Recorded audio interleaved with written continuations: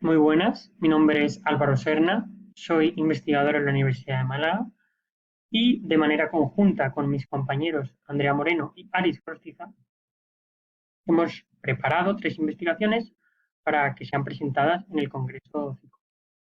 En esta ocasión yo voy a realizar la exposición de una de ellas, cuyo título en inglés es Tech Giants Impact on European Union Policy, a Study of Interest Groups in the Transparency Register. Tanto el resumen como el texto completo están en inglés. Sin embargo, teniendo en cuenta que la mayor parte de personas que participan en el Congreso son hispanohablantes, voy a realizar la presentación en castellano, simplemente para facilitar que pueda ser comprendida de manera más sencilla.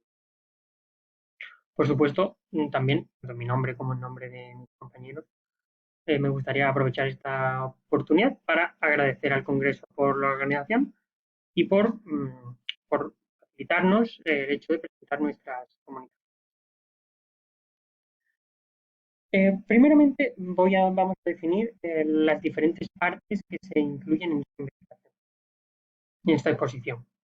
En primer lugar, se va a realizar una introducción teórica del objeto de estudio con la finalidad de contextualizar un poco la investigación. Posteriormente, se definen los objetivos y el planteamiento, la propuesta metodológica que hemos determinado para conseguirlos, para lograr la consecución de los objetivos. Y por último, se expone de manera muy resumida los resultados y las conclusiones. Por supuesto, cuando se publique el texto completo, se podrán consultar con muchísimo más detalle y muchísima más profundidad, de manera mucho más individualizada. Pero la limitación temporal de esta exposición no permite eh, profundizar más. A modo de introducción, hemos querido destacar el rol, el papel que juegan las grandes empresas tecnológicas que, por supuesto, desarrollan su actividad a nivel mundial, el rol que desarrollan estas empresas en el proceso de construcción político de la Unión Europea. Por supuesto, estas empresas, estas organizaciones tienen intereses que tienen que defender y que se van a ver afectados en diferentes regulaciones. Por lo tanto, es legítimo y están en su derecho de pretender ejercer una influencia que ponga en relieve su voz en el proceso de construcción político. Sin embargo, esto genera dudas, especialmente en el contexto digital y globalizado en el que vivimos actualmente. La duda es cómo se puede equilibrar esa necesidad de representación con el hecho de mantener un bienestar público o una igualdad, una legitimidad en el proceso político. Los objetivos que se plantean para la investigación son dos. En primer lugar, el primero de ellos es analizar la actividad de lobbying de un grupo selecto de empresas tecnológicas en el contexto de la Unión Europea.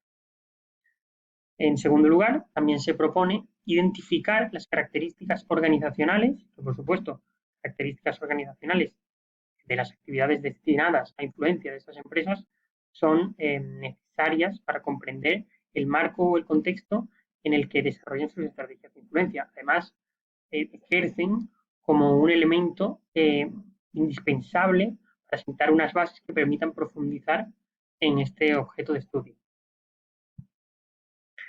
El planteamiento metodológico que nosotros proponemos para alcanzar los objetivos es eminentemente cuantitativo. ¿Por qué? Porque las variables que vamos a medir en esta investigación son numéricas o tienen potencial para ser convertidas a variables numéricas con capacidad para ser analizadas a través de procedimientos matemáticos o estadísticos. Teniendo en cuenta también la naturaleza de la investigación, el alcance es descriptivo, puesto que se busca establecer una descripción de las dinámicas de lobbying de estas organizaciones en el contexto europeo. Atendiendo a la muestra, se han seleccionado 10 organizaciones tecnológicas y el criterio de selección es su valor de mercado. Es decir, se han seleccionado las 10 organizaciones tecnológicas con mayor valor de mercado a nivel general como empresa en el mundo. La técnica para recopilar los datos que se van a evaluar es el web scraping o el raspado de datos, en este caso a la página web del registro de transparencia de la Unión Europea. De esta manera se pueden recopilar las diferentes variables que se quiere medir en cada uno de los casos. Las variables tienden a elementos organizacionales de los grupos de interés. Los elementos organizacionales pueden ser, por ejemplo, el presupuesto que destina a costes de representación, el número de trabajadores que hay y, por supuesto, como muchos de ellos no dedican íntegramente su jornada laboral a la representación de la empresa en el marco europeo, también hay que realizar una ponderación en función del número de trabajadores a jornada completa, teniendo en cuenta el nivel de dedicación de cada uno de ellos. También, por supuesto, el hecho de estar adscrito o no al registro también es una variable importante. El tiempo que llevan estas organizaciones adscritas y infinidad de elementos de esa. Por resumir los resultados, para resumirlos, nosotros hemos querido incluir 5 grandes bloques que permitan comprender de manera sencilla y clara los resultados que hemos obtenido en esta investigación. El primero de ellos es que las 10 empresas tecnológicas globales, que por supuesto la mayor parte de ellas desarrollan su actividad o son originarias de Estados Unidos o de China, las 10 están adscritas al registro de transparencia de la Unión Europea. Es decir, las 10 quieren verse representadas para poder ejercer un rol activo en los procesos regulatorios y tratar de influir, por supuesto, en base a sus intereses de manera legítima. ¿Qué más destacamos? Bueno, pues que un gran número de las organizaciones, de las 10 organizaciones que son objeto de estudio, llevan más de una década adscritas al registro. Es cierto que especialmente las empresas vinculadas con los semiconductores que vienen de China han decidido adscribirse al registro de manera mucho más reciente, pero hay otros como por ejemplo Apple o Google que llevan más de una década ya inscritas. Por otro lado, también se debe destacar que el número de empleados que estas organizaciones, de manera proporcional, como he dicho, a jornada completa, emplean para las actividades de representación, el lobbying en el contexto europeo, es considerable. En algunos casos, varias decenas de empleados. Sobre todo se destaca Alphabet, que es la empresa matriz de Google, Meta, que es la empresa matriz de Facebook, y Apple. Respecto a los presupuestos, también se observa que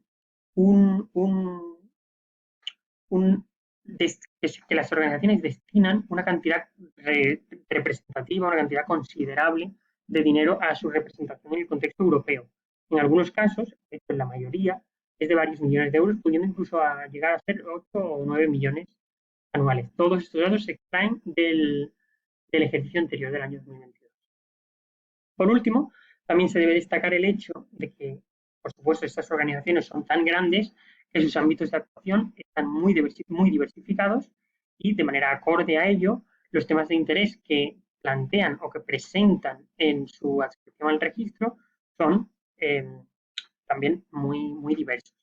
Abarcan desde ámbitos económicos y financieros, por supuesto, hasta cuestiones medioambientales, cuestiones de índole social, de desarrollo, una variedad enorme en la mayoría de casos.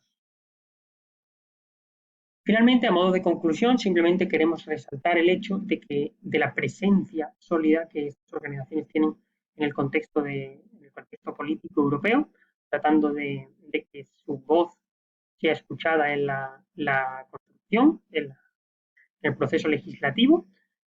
También fiel reflejo de esto es los presupuestos y la dedicación de personal que otorgan a su representación. Y, por supuesto, finalmente, como he dicho también en la diapositiva anterior, la variedad, la diversidad de sectores hacia los que dirigen su interés o hacia los que tratan de influir. Esto es todo. Espero que les haya resultado interesante la investigación. Por nuestra parte ha sido un placer poder presentarla y muchas gracias, por supuesto, por su atención. Espero que pasen una jornada fantástica y un saludo. Muchas gracias.